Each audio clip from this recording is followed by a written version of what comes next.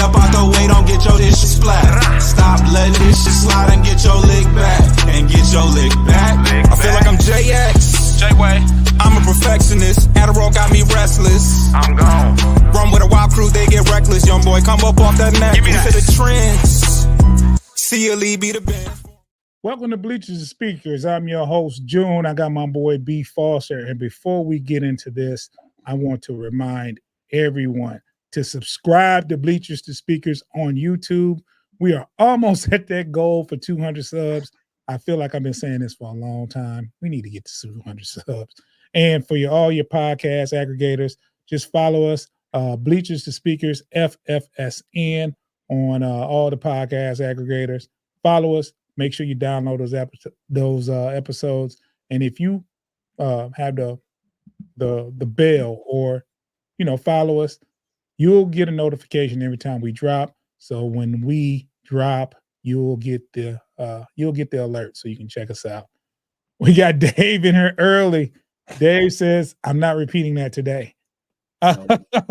Subscribe. That's right, Dave. It's game day, Foster. It is game day. I'm ready for the day. Lions play Vikings, and it's in Minnesota. The Vikings are 5-0. The Lions are 4-1. This is going to be a great test for both teams. I'm kind of curious to see how the defense looks without Aiden Hutchinson. I mean, not making any excuses. He doesn't make up the overall defense, but he's a very key factor in some of our recent success. So I'm very curious to see what they look like. I want to see if they come out inspired, if they firing off the ball. I just want to see if that pressure is still there on the quarterback, because Minnesota's going to pass the ball.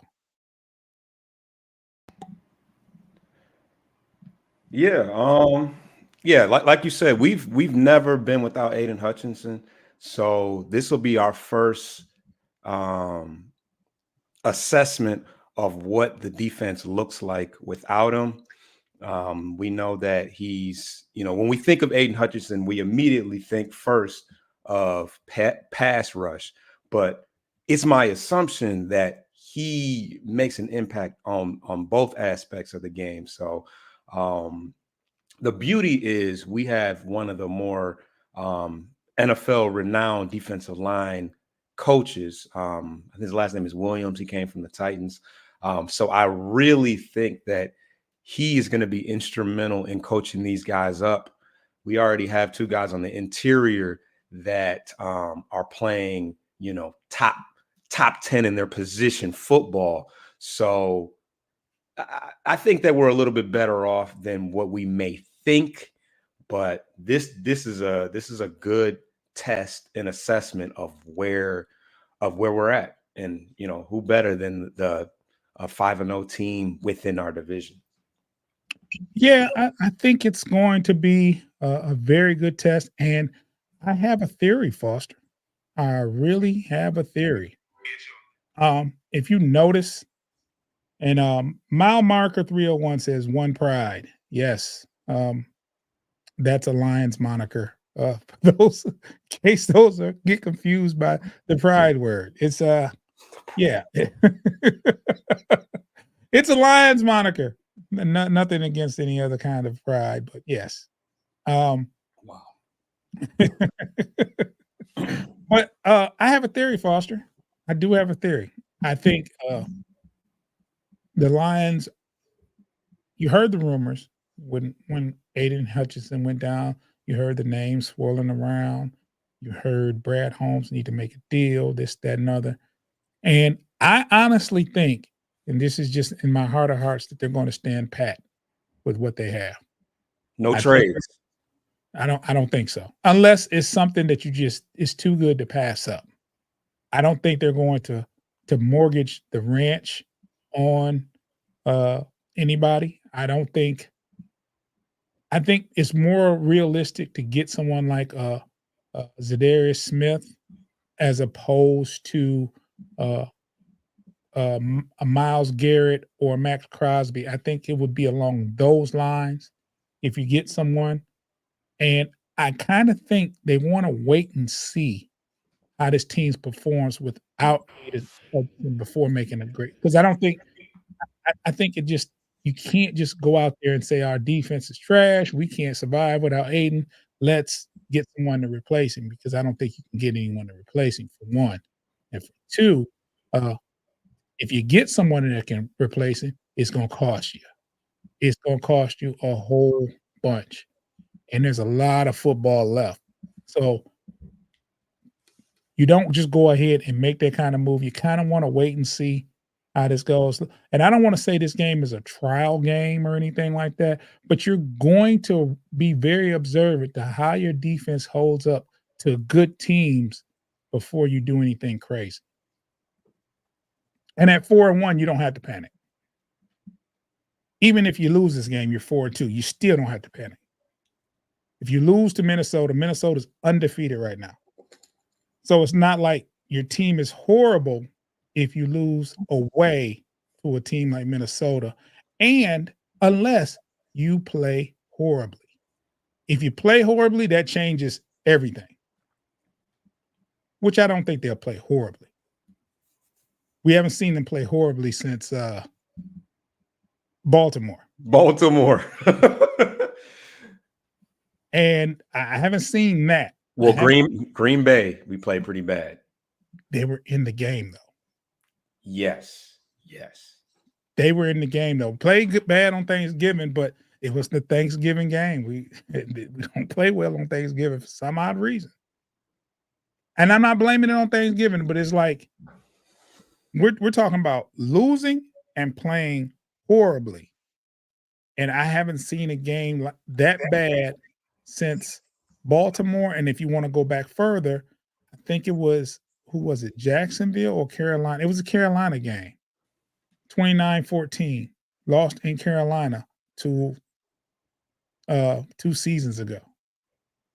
The team, when we went on that run at the end of the season and we played Carolina, and it probably cost us a playoff bid, a wild card bid, by losing that game. So it's crazy. It's Dave says lots of Honolulu blue in the crowd heading to the stadium. You know what? And you know what, Dave? That's crazy because years prior to this, you didn't see that. You didn't see a lot of traveling Honolulu blue to opposing team stadium or in the crowd. You didn't see it. You know what I'm saying? The landscape, the aura, the energy around these Lions is better than I've ever seen it. Now, I'm witnessing as an adult. Now, I'm sure they had winning seasons when I was younger, but as of this type, as of this age, I haven't seen it as an adult. Yeah, you see it in the airport on the weekends. I mean, you see a lot of Lions fans that are either just wearing their jersey because they want to, or they're shooting out to wherever the game is. So, yeah, the energy is definitely different. Just to kind of piggyback on what you were saying, I think that regardless of how we play today, the likelihood is that it'll be more of a secondary. I mean, not when I say secondary, I don't mean defensive backs. But it's not going to be a Myles Garrett or it's going to be something on a lower level of that. I think that Aleem McNeil getting paid 2 days after that Aiden Hutchinson incident kind of spoke volumes that they're planning on sticking to their guns and not seeking out the services, because like a Crosby, you're gonna have to pay him whatever he's being paid right now. So they immediately went and secured one of their guys, it was almost like a response, almost, that we're doubling down with who we got right now. So right. So yeah, but with that said, I will say you have to factor in the the situation that our draft picks, you know, granted, we want to hold on to our draft picks. These are late first round draft picks. These are going to be 29s and 30s and 28s. So when you say, oh, how do we give up X amount of first round picks? They're really second round picks almost. If you look at it, yeah. Even though we find value, we got a Terrion Arnold, we got a Ennis Records. So those second round picks are valuable picks. But I think that with our window being open right now, and with the division being as strong as it is, and moving forward, it probably will continue to be strong. Now is kind of the time to really make a push for the playoffs, because the window is now. We're securing our our core. It's not as pivotal to build through the draft at this point, because we're made. This is a time for us to make a push. Yeah, and I'm not saying that you don't go get a Crosby or a Garrett if you can. And I'm not saying, like, for instance, let me show this. If the Lions have an opportunity to get a Max Crosby, and they say, okay, give us your first round from 2025, and your first round for 2026, and your third round for 2026. Do you go do it? Probably yes. Probably. Because if you look at it, one of the needs of this team is even before Aiden Hutchinson got hurt, was a rush in. And you're not going to get a Max Crosby at 28, 29.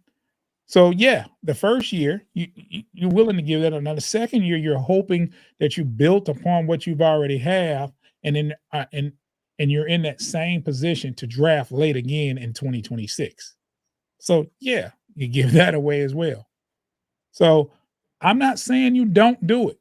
I'm just saying you wait and see. You know what I'm saying? You wait and see. You don't do that yesterday. You wait a couple weeks and you see what's going on. Now, as a GM, you're probably on the phone seeing timelines, time frames, possibilities. You are doing the research for it, because it's not out of the question. I just don't think you do that move right now.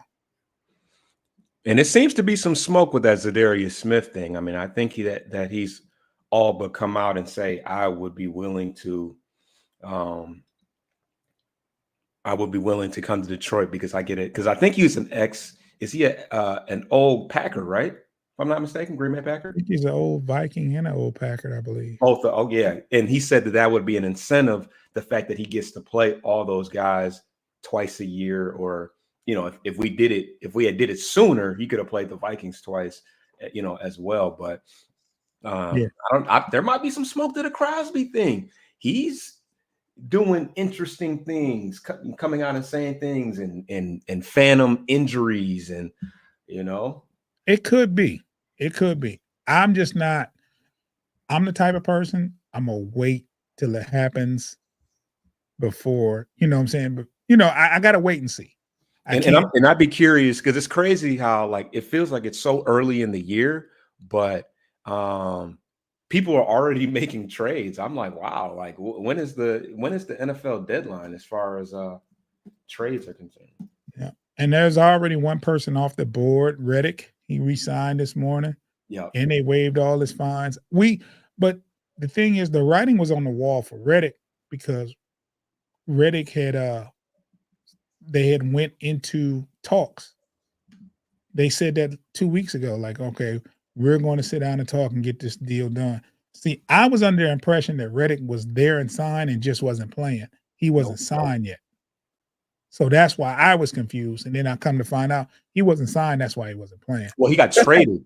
He got traded. Yeah, he got traded. Yes. Yeah. Yes. And I think he wanted a contract extension, and that's why he was holding out.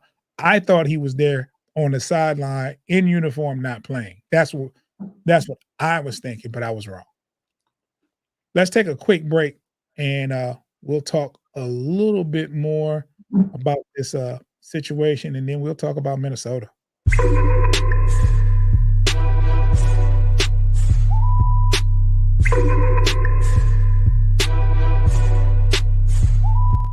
I'm gonna be paying real close attention over the next couple weeks about this pickup, because I do think it's going to be somewhere uh, along the lines of a Zadarius Smith as opposed to a Max Crosby or Garrett. Um, Stella says B. Foster the prophet. Yeah, he didn't predict that Cassidy wasn't battling yesterday. I'll tell you that. I kind of did though, the way he was acting. That's another story. We can talk about Yeah, that. yeah. What are we talking We'll, about? we'll get sidetracked. What up, Sellers? Thanks for tuning in. Yeah, let's talk about the Vikings, man. Explosive offense. They've been getting teams out the way early. Like, they'll put up 21, 28 points. Second and third quarter, they're up by a couple touchdowns, and they kind of like cruise into the victory. Like, they kind of, I don't know if they're letting off the gas or they're playing conservative, but they've built a big lead early in most of their games, and they kind of like just left it there. Now, they played Houston, and they blew them out. That was the caveat for that. They just blew them out. They just made Houston look horrible, and they played phenomenal.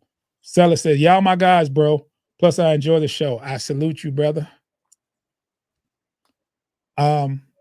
So what concerns you about this Minnesota team, Foss? Their passing game more so than their running game. Although I think if you can get to Darnold, he's not as effective as he's not as effective if you get to him. But you know what? I feel like even when they were without Kirk Cousins and Mullins, and when they had Mullins, and I feel like they were more potent of offense then than they are now, honestly. When you look at the numbers, they're 19th in the league in pass, and I wouldn't necessarily have thought that. Jefferson has been pretty good in his return, but I think that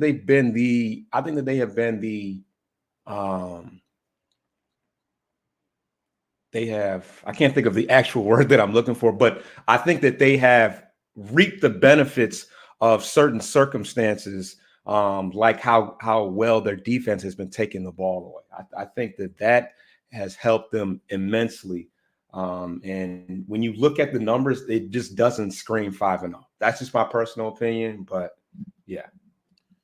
Sellers says Minnesota passing attack go crazy at all levels, short to deep. We got to get to him and 0.2 off the hike. 0.2. Damn. I do think pressure changes Darnold. I do think him under duress, he's a different quarterback. The problem is they protected him pretty well. Yeah. So he's had time, and whether that's a reflection of a great offensive line or defenses that just can't create the pressure, we'll find out. We'll find out soon enough.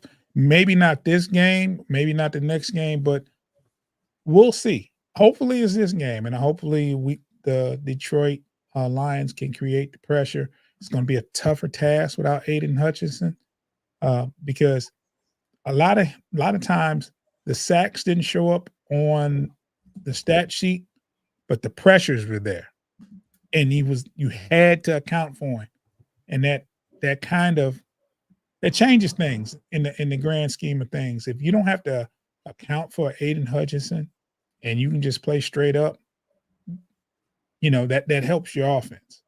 So I'm willing to see how the Lions take care of the pressure aspect. Maybe blitz some more, but at the same time, I don't think you want to do that. I mean, that's the philosophy that Aaron Glenn likes to play with. He likes to play aggressive, blitz the quarterback, and leaving his corners out on an island. But it's going to be imperative to keep that one of those deep safeties back, because they've cleaned up a lot of messes thus far this year, and they've really kind of covered the amount of you know yardage that our cornerbacks have given up. Because when you take the ball away, hey, they can drive down 80 yards, but if they don't get it in the end zone, Kirby Joseph has had a couple interceptions in the end zone. Um, Mhm. that's what matters more than all the yards they get prior to that. So Yeah. Also, I think the only issue would be today if the Lions offense stalls. Because that offense is humming. yeah. That offense is been has been pretty good, pretty potent, and this will be the probably the toughest defense we faced all year. Ah, Okay, tell me something. well, okay. What I will say about their defense, they're third in the league in takeaways. They're taking the ball away at a high clip. B, they're second in the league in sacks. Yes, sacks per game. So they have that going for them. But their secondary is very susceptible to the pass, similar to ours. Steph Gilmore, I think, is their best corner. He's like 30 years old. He has a pick this year, but he's a guy that you can definitely he's a guy that you can definitely exploit. So yeah, it's gonna be it's just gonna be imperative to protect Goff and not put that ball on the ground or put it in the Vikings' hands. Seller says that bend but don't break defense is risky as long term, but if it works today, I love it. Yeah, If it works, it works, man. I, I don't trip on that. Um, I'd have to think how are about. the, I don't know who else we faced this year. I would say the Buccaneers defense was pretty nasty to be honest, the Rams defense was pretty good, but you know, versus us. Not saying that. versus us. Yes. Yeah, and I thought Seattle had a better defense than advertised, but we put up 42 Yeah, against them. we put up a monster on them. So. How are the Vikings versus the run? Great. They're great versus the run. They are second in the league against the rush, and we are third. Okay. My thing is, and this is going to be the key to the ball game. If the Lions can't run the ball to set everything up, then it's going to be a problem. Yeah, And especially with that pass rush. yeah, because if you have to, if he, if Goff has to throw 30 times, we're in trouble. If he has to, yes. Like Yeah, if he's in a good groove, the play action is rolling. Yes, but when he has to, when yes. he has to. Yeah, that's when. But at the same time, Montgomery runs really, really tough against good running defenses. So yeah. Miles Marker 301 agrees. I think he's agreeing with running the ball. But I think at some point, and we've seen what Gibbs can do when he comes in. He adds a different dimension when it comes to the running game. And he runs between the tackles very well. For him to be a shifty, fast guy. But Sella says our running attack is a little different, two different styles and weapons. I think we got an edge on the rushing against them today. I hope so, Sellis. I really hope so. Yeah. Go ahead. Miles Marker says Demo leveling up every game. I get that. And Sellis also says Gibbs gonna get a lot of touches out the backfield, shake that defense up. Yeah. I think if he's a part of the passing attack, it will be a problem. Yeah, I think that we're going to find that a lot of teams, regardless of whether they're good or bad defensively, they're going to find that there's just too many guys, and Ben Johnson is just too creative to really game plan. Like when Brown doesn't have it going, they got to worry about Tim Patrick or Jameson Williams. Jameson Williams has cracked a 30-plus yard catch, I think, in every game aside from one where I think he had one catch. But Sam Laporta hasn't even scratched the surface of where he was last year. And then when you just when you think you might have Demo held and contained, you got to worry about Jahmyr Gibbs. I mean, it's just, I mean, I would hate to have the job of defensive coordinator going up against Ben Johnson in the Lions right now. You know, it's crazy to go against Ben Johnson. He's that confident where he's doing hook and laterals to Penei Sewell. And he said we have so many, like, that's throwaway. They're throwing passes to Taylor Lewan. I mean, come on, bro. Like, really? Miles Marker says Ben Johnson has turned into a creative monster. Yes, he has. You know what? And you know, I think he's auditioning for a head coaching job every year. And I think if he gets the job done this year, I think either way, if he continues to do the job he's doing on offense, he's going to have a head coaching position offered to him. I do think that, but I think he's really, really putting in the work so he can become one. And he's offensively, I said earlier, the first couple of games, you started to say, man, Ben needs to turn it up some, right? But as I've said the whole time, this is a rhythm offense.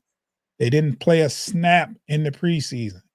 So it takes a minute. The timing, everything. I think once you figured out that other wide receiver position with Patrick and they're getting the reps in practice and they're working together, the timing is great. The running is great. I don't think you're getting a healthier Laporta every week. I think you're starting to see what we're going to see all season long. Now, will they score 40 points a game the rest? No. But there will be times where that offense looks unstoppable on drive.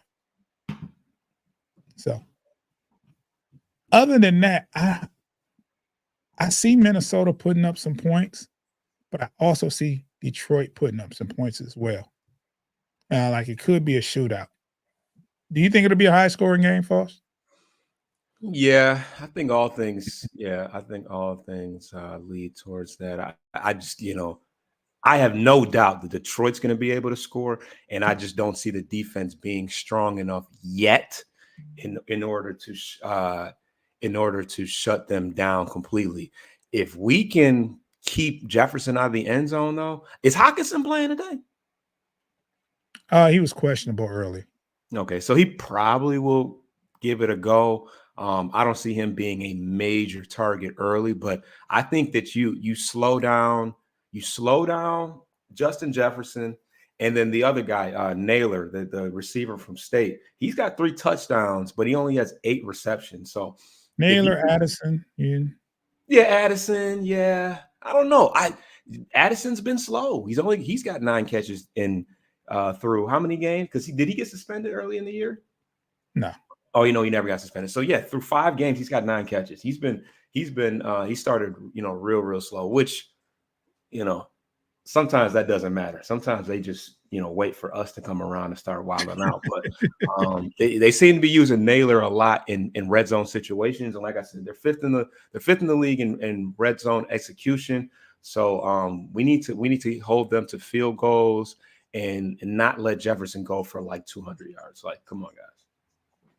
Yeah, I mean, we've seen that though. We've seen him go crazy. Last year, he went crazy in a couple of games, and we just saw that. It was kind of crazy how he was going, but at the same time, our good buddy Dave always mentioned that they almost won a couple of times last year, and I only saw them almost winning. We want to say almost winning. They had a chance to win in the second game, and they were driving, and that's when Iffy got the interception. Oh, Iffy. Yeah, so I don't know if you want to call that an almost win because they were at the 40 or something like that. So Hey, yeah, horseshoes and hand grenades, right? Only ways that I almost don't work. want to talk almost wins, man. Because if we did that, we'll be talking about almost Super Bowls and almost beating the 49ers and all that other good stuff. I don't want to go there. Let's take another quick break. If you're watching, give us like 5 seconds, 10 seconds. And if you're listening, uh, be prepared for some wonderful ads.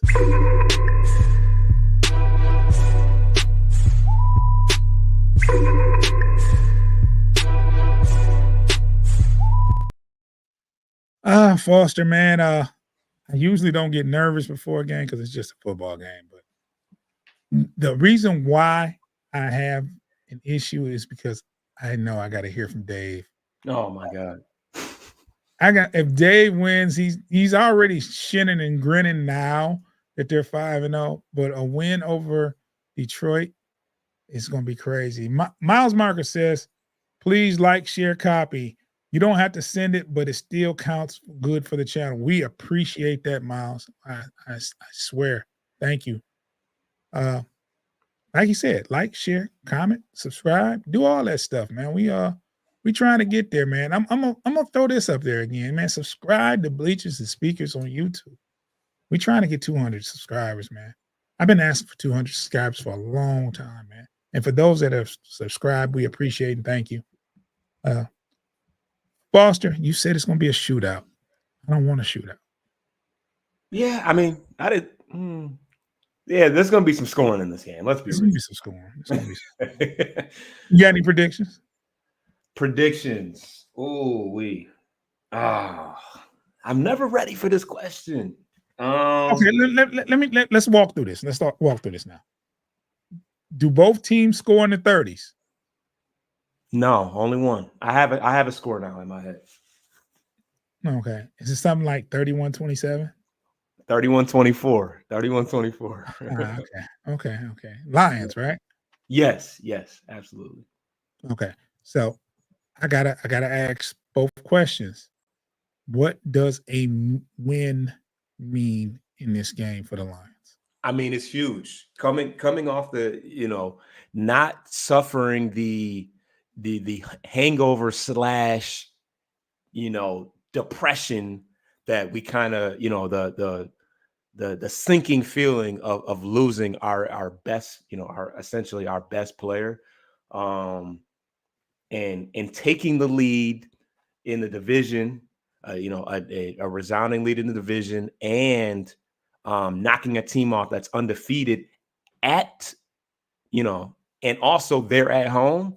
Like, that's huge. Like, I mean, what else is there really to say? And the trade deadline is November 5th. So, I mean, this game could mean a lot as far as what we do moving forward, because that's around the corner. That's just a couple of weeks. So yeah, a win would be massive, but a loss also, I don't think is all that detrimental. It hurts. It would certainly hurt, and there's going to be a lot of naysayers and people that are just completely jump off the boat. But see you. Like, Yeah. Sellers says, this is how much Sellers trust you. It's going to be 34-24. Foster calls it. I trust B. Foster.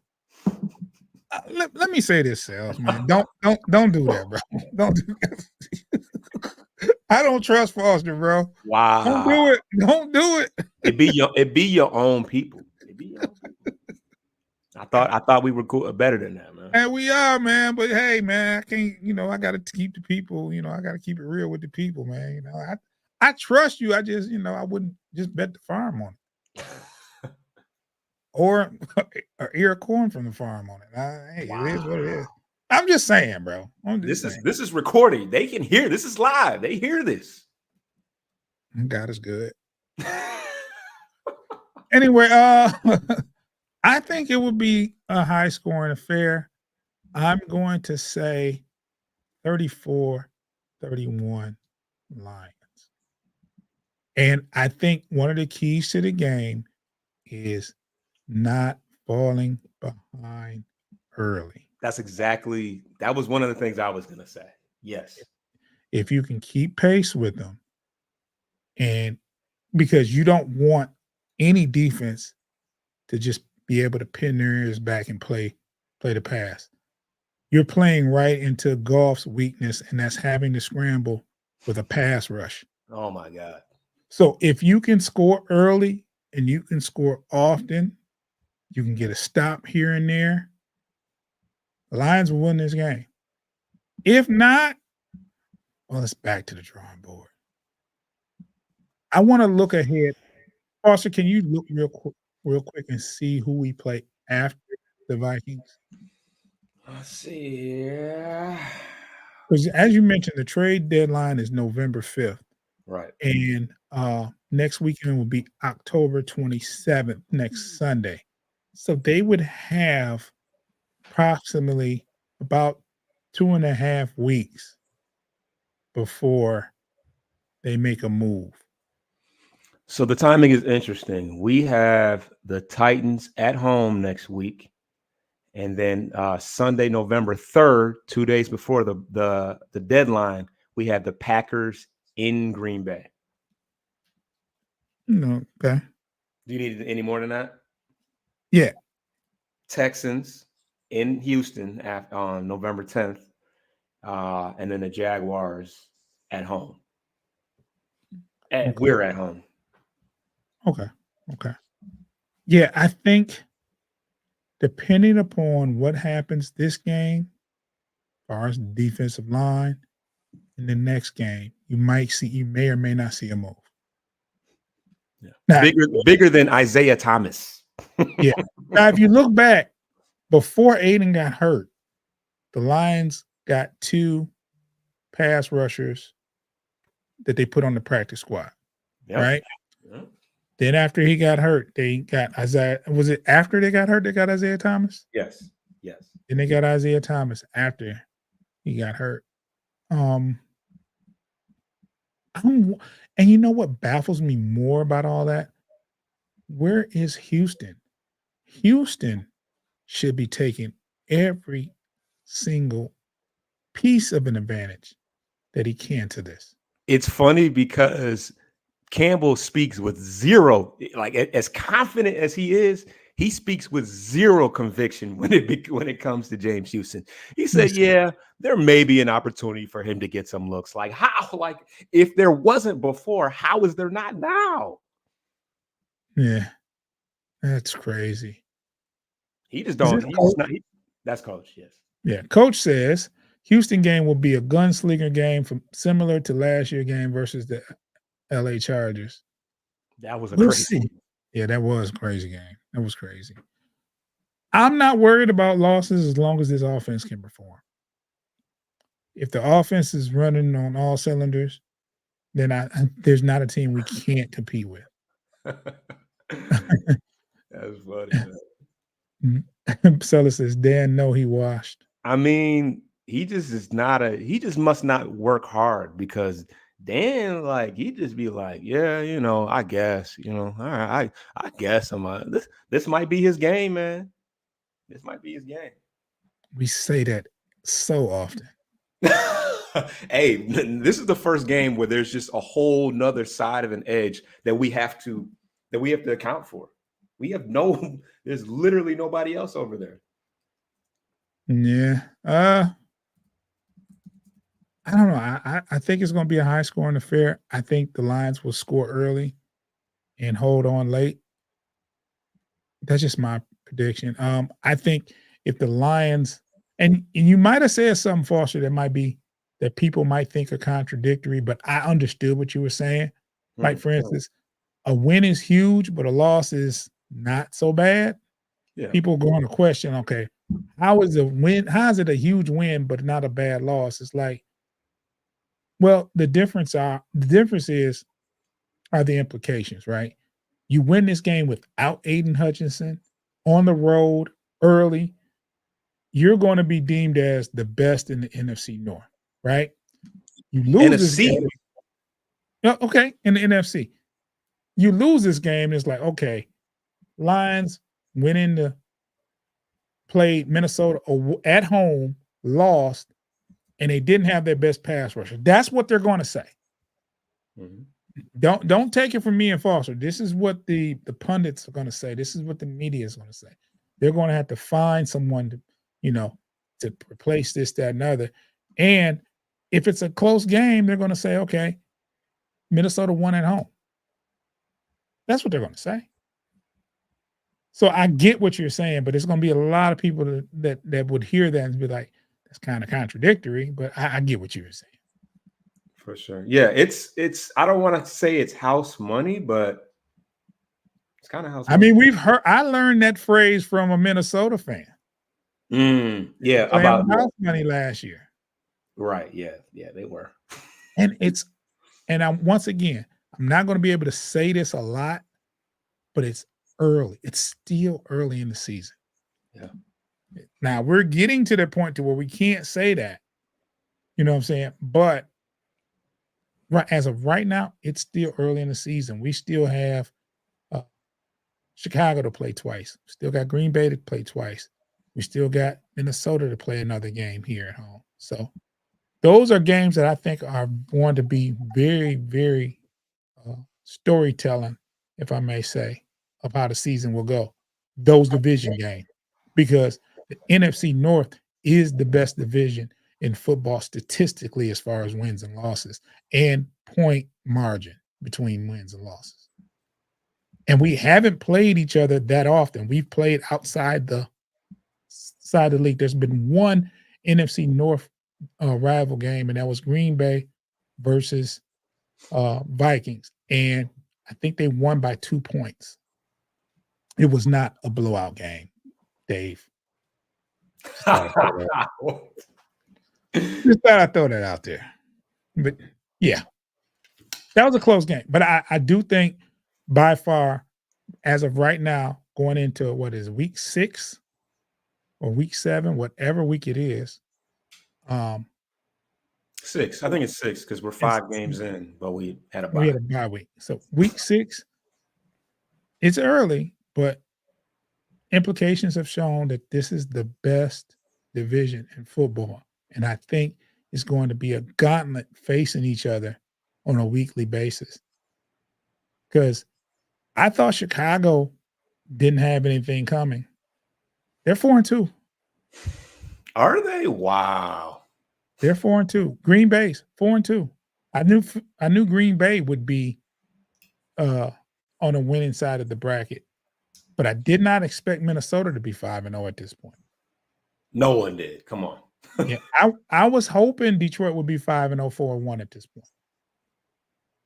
And, nobody could have told me at the beginning of the season that Minnesota was going to be 5-0 at this juncture. And Chicago, I didn't think they had anything coming. But if you look at Chicago's schedule, there's always been that possibility of them being better than, because if you look at it, they've had win versus Carolina Panthers,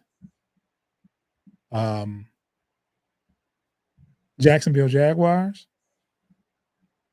Who else did they win it? The Colts. Oh, geez. Pretty crappy teams, actually. Yeah, and I can't remember the fourth. This is Tennessee Titans. Yeah, these are horrible. That's the entire AFC South, right? Those are the 4 wins that they have. Now, with that being said, are you supposed to win those games? Yes, and they have. You know what I'm saying? So, also teams get better week by week. So hopefully for them, for their sake, that these are weeks that they are using to improve and get better. But I wouldn't have saw them at 4-2 at this juncture of the season. So this is a pretty competitive league division. And today is one of those days where we get to see who will be king, at least for a week. Because you know what can happen? Either team could win this week and lose next week, and it's like, don't mean anything. I hope we don't lose to the Titans. Jesus. I'm just saying, bro. No, let's say for instance, well, who the Vikings have next week? no idea. Check that out. See, and the Vikings play us. Let's say they win versus Detroit and they go 6-0. And I don't care. Have they had a bye yet? They had a bye week last week. Oh, okay, right. Okay, so if they play, I don't care who it is after us and lose, this win means nothing. They have the Rams in LA. Yeah. So if they lose to the Rams, then it means nothing. I mean, it not means nothing, but there's still a one up on the division rankings. You won, but you're supposed to win your home games versus your division rivals, right? If you're a good team.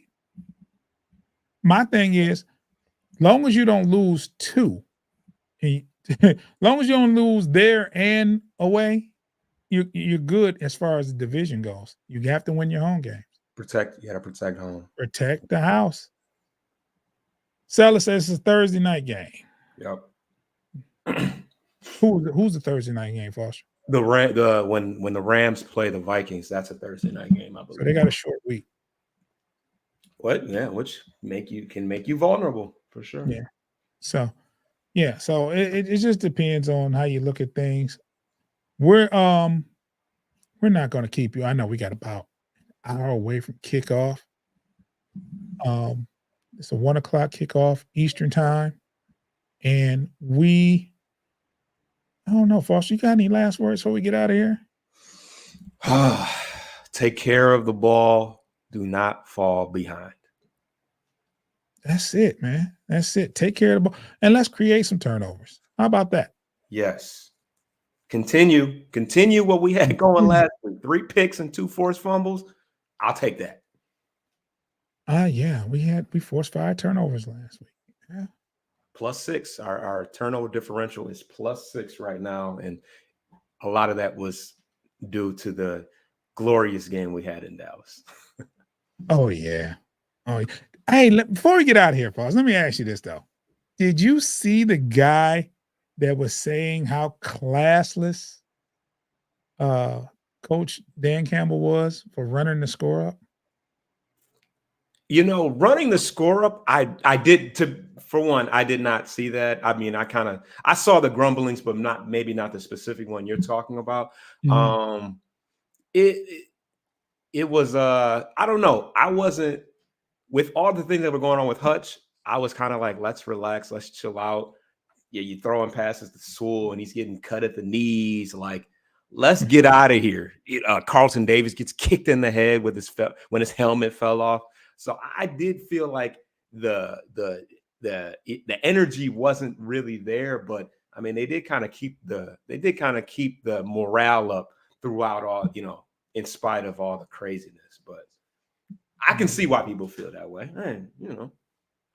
I know it's late, but do you have an injury report? Anybody of significance out today for the Lions? Let's see. Because I'm curious to how you mentioned Carlton Davis, and that made me think about it. Right. Okay. Let's see. Okay.